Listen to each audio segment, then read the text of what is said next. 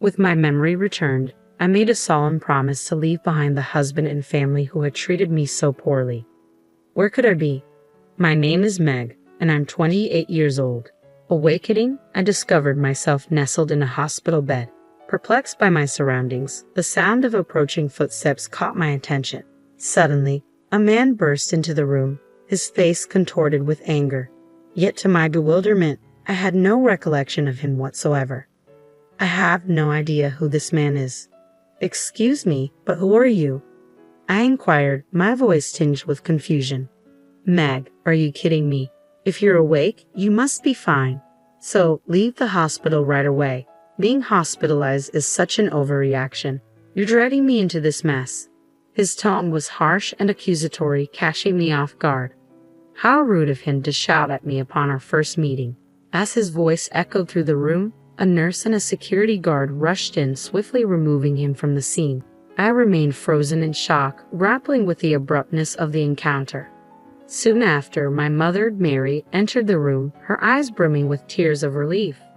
Meg, you're awake. I'm so glad. We were so worried about you. But her words felt disjointed, disconnected from my reality as I struggled to piece together the fragments of my memory. My brother Jake, usually so stoic, had tears streaming down his face. Even my father Ken, known for his reserve, couldn't hide his emotion as he stood beside Jake.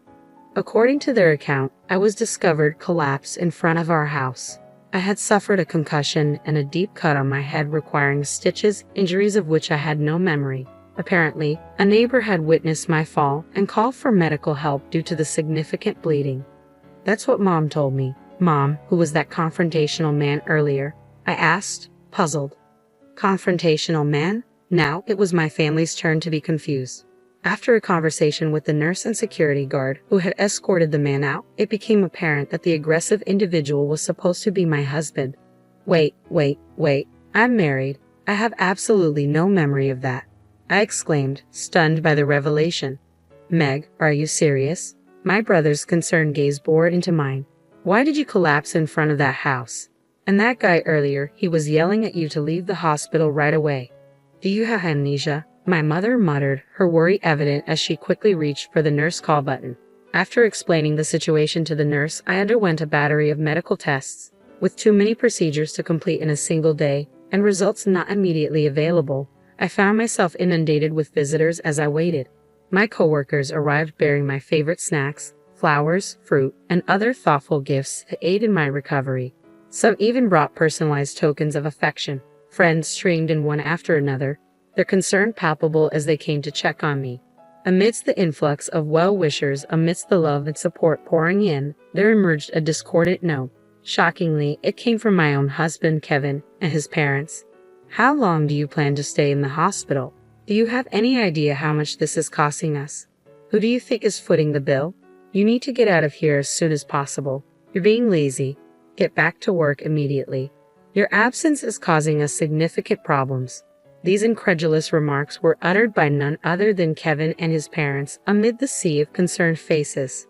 When my father witnessed their callousness, he was taken aback, seeing a side of them he'd never known. My daughter is gravely injured. She's here because she needs medical care. You heartless people have no right to speak to her in such a manner, he retorted, his voice carrying a firmness I hadn't heard before from his typically gentle demeanor. Please leave at once, my brother and mother echoed my father's sentiment. Your presence is not welcome here anymore.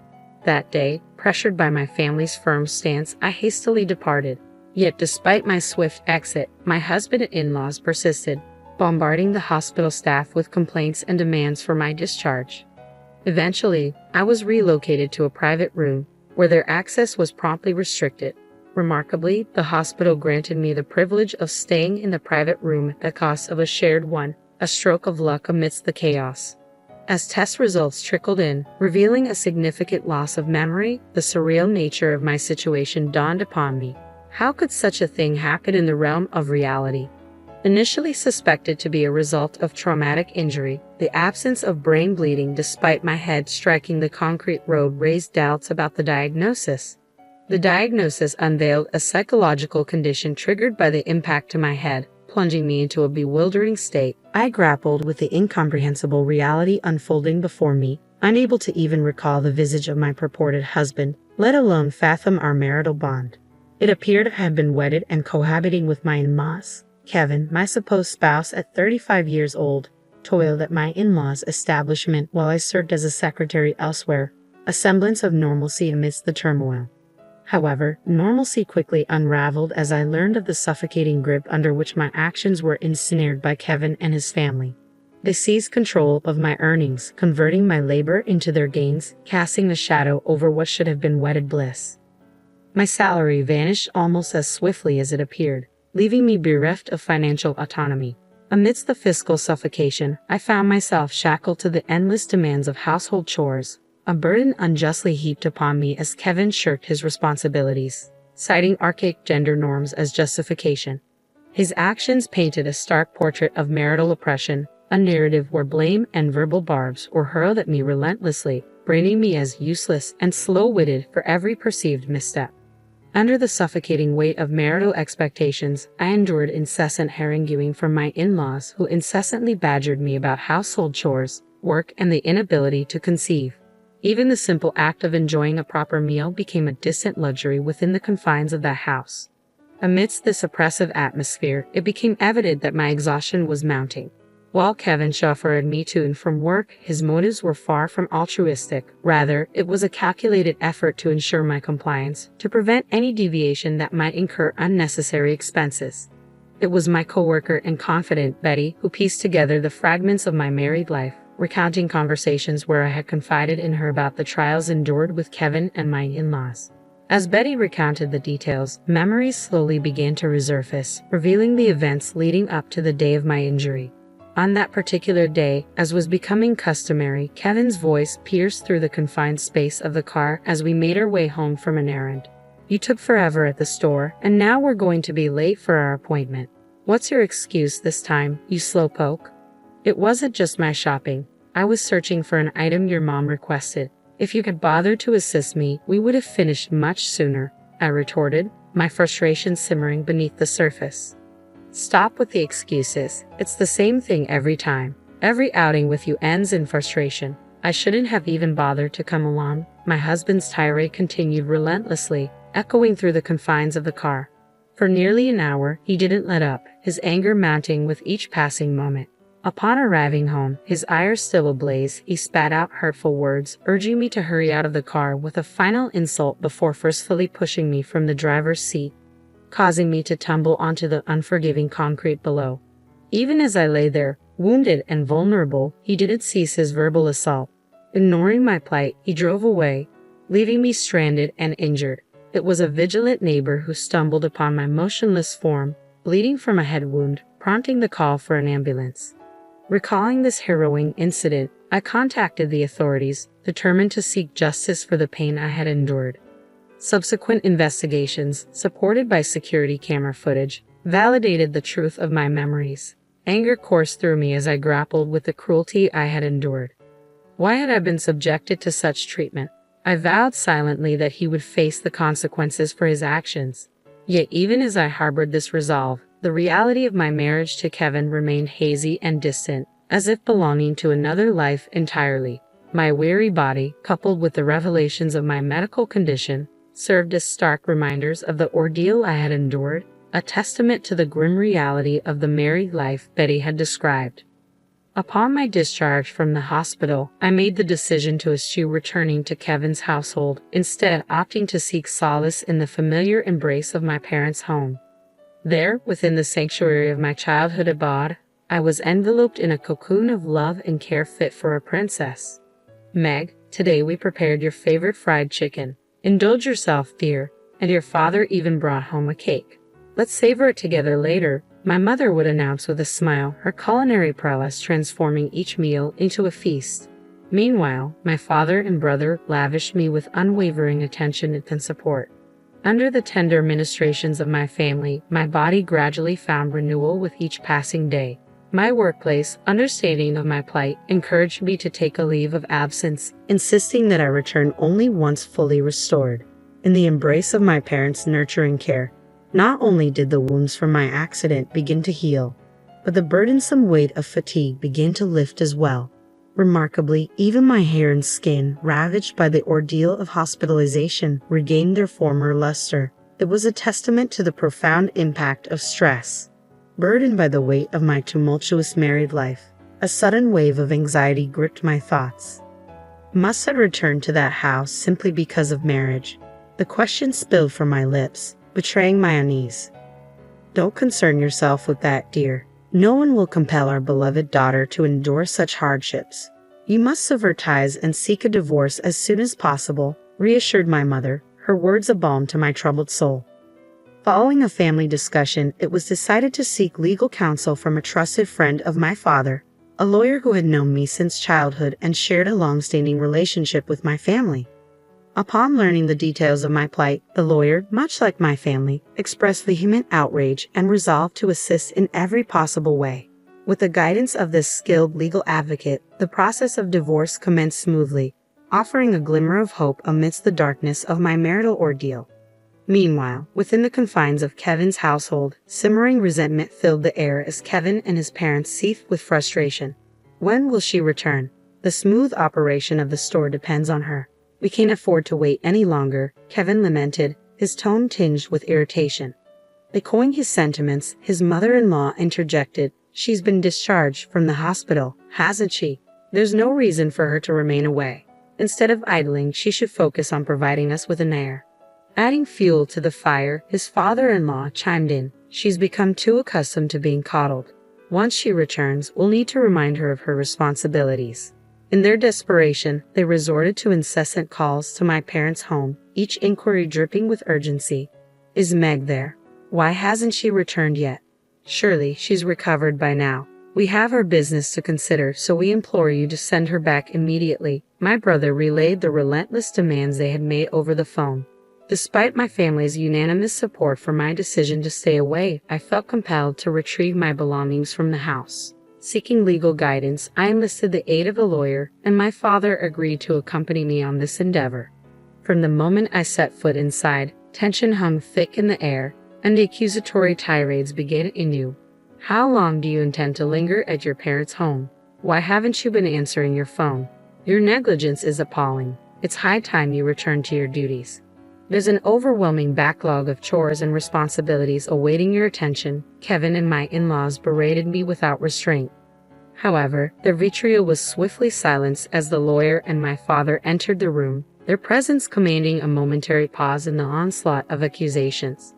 "Why did you bring a lawyer? What business do they have here?" they demanded, their anger palpable. "Let's take a moment to sit down and talk," the lawyer intervened, her calming presence guiding them towards the living room alongside my father. As they engaged in discussion, I retreated upstairs to my room, my mind swirling with uncertainty. Why had I returned to this oppressive environment? It dawned on me that I had left behind crucial evidence of the emotional abuse endured within these walls. A diary meticulously chronicling the hurtful words and actions of Kevin and my in-laws. The lawyer had stressed its importance as evidence, and I possessed another piece of damning proof, carefully concealed from prying eyes. As I busied myself with packing, the tense atmosphere downstairs erupted into a cacophony of voices. "Who consented to the divorce? You can't make decisions on your own." The sharp sound of impact echoed through the house, sending a shiver down my spine. It was evident that my father and the lawyer had broached the topic of divorce, sparking a volatile reaction from Kevin and his family. Frantically clutching my packed belongings, I hurried downstairs, only to be met by Kevin emerging from the entrance, his accusatory words cutting through the tension. "What's with the luggage? Are you not planning to return? And who's spreading rumors about winning a divorce? Explain yourself." His voice was laced with anger as he reached out towards me. Thankfully, the lawyer intervened just in time, her presence a barrier between us. "Violence is never acceptable," she asserted firmly. "I'm not being violent. I just want to talk to her," Kevin protested, his frustration evident. "You need to communicate calmly," the lawyer insisted, maintaining a firm stance. However, as Kevin attempted to approach me once more, the doorbell chimed with an urgent tone. "Yes, who is it?" My mother-in-law's voice crackled through the intercom. "We are the police. Is Kevin Davis at home?" came the unexpected reply. Kevin Davis is my husband's full name. What could the police possibly want here? My mother-in-law's voice quivered with apprehension. Could you please open the door if Mr. Davis is present? The police persisted. With a sense of urgency, my mother-in-law hastened to the door and swung it open. Excuse us, which one of you is Kevin Davis? The officers inquired. That would be me, my husband responded, his tone tense. Kevin Davis, you were under arrest on suspicion of assault. Please come with us to the station, the police declared, their words hanging heavy in the air. As the police officer made the announcement, the tension in the room was palpable. I could hear my mother-in-law's sharp intake of breath, a testament to the shock rippling through the household. My husband, too, appeared shaken, his voice trembling as he questioned, "Why me?" His confusion was evident, but there was no denying the gravity of the situation. Indeed, what had initially seemed like a mere incident had now escalated into a criminal case following the official complaint lodged with the police. Fortunately, the presence of security camera footage left no room for ambiguity or excuses. Initially, my husband was led away in silence. However, his composure quickly gave way to vehement protests. I'm not at fault. It's her clumsiness that caused this. It's an exaggeration to call it assault just because I nudged her. Meg, are you even listening? Withdraw the complaint immediately. His shouts reverberated through the house, drawing the attention of concerned neighbors who began to gather at the entrance. Amidst the chaos, my mother-in-law's anguished cries pierced the air, while my father-in-law stood in stunned silence. Choosing to ignore the tumult unfolding behind us, my father, the lawyer, and I departed from the house, leaving behind the tumultuous scene. Subsequently, we took decisive action by dispatching a certified letter to my husband and in-laws, formally initiating divorce proceedings. Citing the recent incident and the persistent emotional abuse, we outlined the grounds for our decision. The emotional turmoil endured was meticulously documented within the pages of a diary retrieved from the house. Then, on a pivotal day when Kevin's frustration erupted in a violent outburst, my memory returned in full force. The trauma of the emotional abuse flooded back, overwhelming me with its intensity. Moreover, voice notes on my smartphone served as damning evidence, capturing the countless instances of verbal abuse. Over the course of a year, nearly 100 recordings detailed the relentless onslaught of insults and belittlement. The recordings revealed not only the venomous words of my husband but also those of my in-laws. Trivial matters such as a delayed dinner or an unprepared bath served as triggers for harsh rebukes. Meg, it's already 7 p.m. and dinner isn't ready. Can't you handle such a simple task? You're a failure as a wife, scolded my mother-in-law. Similarly, my husband's voice echoed with disdain, berating me for my perceived incompetence. The barrage of insults, calling me a failure, useless, a slacker, and slow-witted, left me recoiling in horror. Just listening to the recordings caused me to shrink within myself, each word a painful reminder of the relentless abuse endured. The incontrovertible evidence presented by the diary and voice recordings left no room for denial or dispute. With such solid proof in hand, the divorce proceedings proceeded smoothly and swiftly. In addition to the certified letter, I included a crucial piece of evidence, a copy of Kevin's medical test results. Despite enduring unwarranted blame from my in-laws for our inability to conceive, the truth revealed in the test results was irrefutable. Kevin suffered from azoospermia.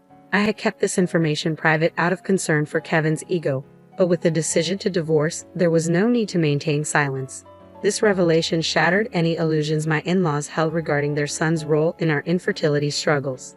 Throughout the legal proceedings, Kevin's lack of remorse and persistent attempts to shift blame only served to worsen his case. His behavior in court left a poor impression on the judge, resulting in a prison sentence without the possibility of probation. Furthermore, I pursued legal action against him for emotional abuse and psychological domestic violence in civil court, seeking both justice and compensation for the suffering endured. As for my feelings towards my husband, any semblance of affection had long since dissipated with the return of my memory. The impending separation brought a sense of relief, knowing that I would no longer have to endure his presence. With Kevin behind bars, I could finally find solace and closure. As for my in-laws, their initial reluctance to accept responsibility quickly dissolved when confronted with the evidence of emotional abuse. Fearing repercussions for their business, they agreed to a substantial settlement, eager to avoid further tarnishing their reputation. Despite their initial protests, they ultimately acquiesced, recognizing the gravity of the situation and the need to sever ties completely. The fears harbored by my in-laws manifested into a harsh reality. With their son, who was an integral part of their business, arrested, the whispers of gossip began to circulate. Rumors painted a grim picture of domestic violence, tarnishing the reputation of their store. Despite their daughter-in-law's contributions, she was subjected to bullying and exploitation, forced to toil without compensation at their establishment. As the rumors spread like wildfire, the once thriving business began to wither. Customers dwindled, and within a mere 6 months of Kevin's arrest, the store succumbed to bankruptcy. Having leveraged their land for a loan, my in-laws lost not only their business but also their savings, ultimately finding themselves stripped of their assets and relegated to a modest existence in an aged apartment, reliant on welfare to make ends meet. As for their future, once Kevin is released from prison, it is a matter that no longer concerns me. With our ties severed, I am no longer privy to their affairs. Meg, how about dinner tonight? Ronald, my boss and current boyfriend, asks cheerfully as we wrap up work. Come on, Ron, everyone's still around. I laugh, glancing at our colleagues. You two are just too adorable. It's sickeningly sweet, teases one of them. We're not bothered by your jealousy, Ronald retorts playfully, ignoring the banter. With a mischievous grin, he adds, I've already made reservations. Let's not keep the food waiting. In the years following my husband's arrest and subsequent release, Ronald has been a steadfast source of support. He has patiently listened to my struggles and provided unwavering assistance, even offering rides to and from work when needed. One day, out of the blue, my ex approached me with a proposition. Meg, I have something to discuss. Let's give our relationship another shot. I've changed and I'm confident we can make it work, he declared. Ronald, caught in the middle, swiftly stepped in. Leave her alone. Unfazed, my ex retorted, this doesn't concern you. It's between Meg and me. Stay out of it. Ronald stood his ground, asserting, Meg is important to me. You need to let go. If I see you bothering her again, I won't hesitate to involve the authorities. Fortunately, I haven't encountered my ex since that incident. Ronald, with his athletic build and determined demeanor, proved to be a formidable presence against my comparatively smaller ex.